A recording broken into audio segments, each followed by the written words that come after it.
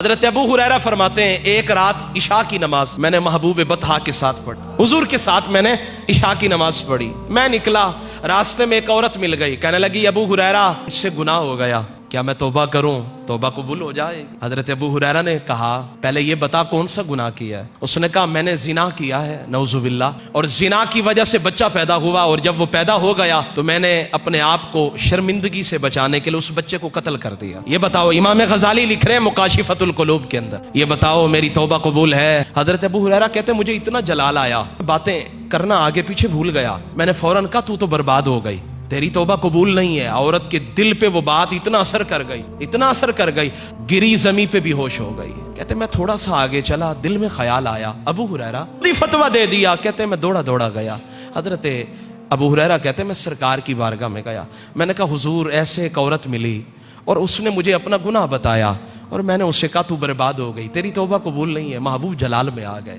کہ ابو ہریرہ یہ تو نے کیا کر دیا؟ قرآن نہیں پڑھا ہے؟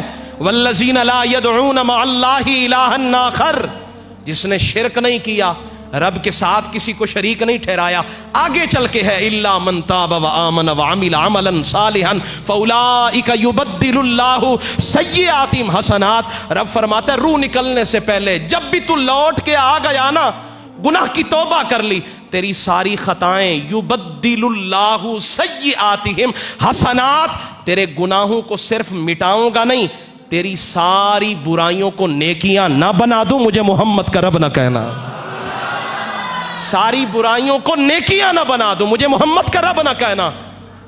ابو ہریرہ تو نے یہ کیا کر دیا؟ جلدی جا قبل اس کے کہ اس کی روح نکل جائے، جلدی جا وگرنہ رب روٹھ جائے گا۔ ابو ہریرہ فرماتے میں دوڑا دوڑا مدینہ کی گلیوں کے چکر لگا رہا ہوں، اور فرماتے ہیں ایک ایک بچے کو پکڑ کے پوچھتا ہوں عورت کے بارے میں، حتیٰ کہ امام غزالی کے الفاظ ہیں، کہا بچے مجھے دیوانہ سمجھنے لگے، وہ میرے اوپر ایک کیفیت طاری تھی کہ مجھ سے کیا ہو گیا۔ فرماتے ہیں آخر کار وہ عورت ملی تو مجھے یوں لگا ساری کائنات مجھے مل گئی ہے، سارا جہان مجھے مل گیا۔ میں نے کہا او مائی صاحبہ محبوب کا پیغام لے کر آیا ہوں۔ محبوب فرماتے ہیں جس نے اللہ کے ساتھ کسی کو شریک نہیں ٹھہرایا، وہ اگر توبہ کر لے تو اللہ گناہ صرف بخشتا نہیں ہے، گناہوں کو نیکیاں بنا دیتا ہے۔ مائی صاحبہ اتنی خوش ہوئی، اس نے کہا ابو ہریرہ تو اگر خوشخبری لایا ہے تو یہ میرا عالی شان قیمتی باغ ہے، یہ میں رب اور اس کے رسول کو دیتی ہوں۔